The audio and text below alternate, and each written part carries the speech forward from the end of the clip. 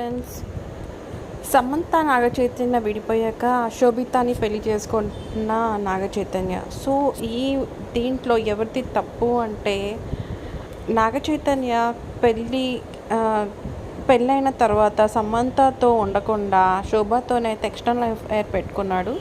So దాంతో అయితే ఇద్దరి మధ్యలో గొడవలు అయితే స్టార్ట్ అయ్యాయి.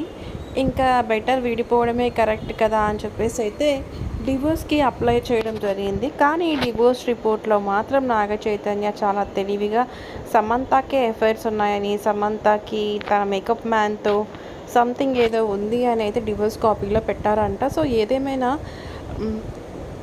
ఇంట్లో ఇదైనా కానివ్వండి, నెక్స్ట్ లాస్ట్కి సఫర్ అయింది మాత్రం సమంత అనే చెప్పొచ్చు. ఎందుకంటే శోభితతోని ఆల్రెడీ నాగచైతన్య రిలేషన్షిప్లో ఉంటూ సమంతను బాధపెట్టడం వల్ల సమంత కూడా సర్లే అని మూవ్ ఆన్ అయిపోయింది. కాబట్టి ఇందులో తప్పు ఎవరిది అంటే ఎవరిది లేదు. ఆడిన వింత నాటకంలో సమంత మాత్రం నిజంగానే బలైపోయిందని అయితే అనిపిస్తుంది. సో మీరేమనుకుంటున్నారో కామెంట్స్లో చెప్పండి. నాకైతే చాలా చాలా బాధగా అనిపిస్తుంది. అసలు ఎందుకు ఇలా దేవుడు ఎందుకు ఒకరిని కలుపుతారో, ఒకరు విడగొట్టాలి అనే మైండ్లో ఉన్నప్పుడు ఎందుకు కలుపుతారా అని చెప్పేసి అయితే నాకు అనిపిస్తుంది. Thank you so much for watching friends.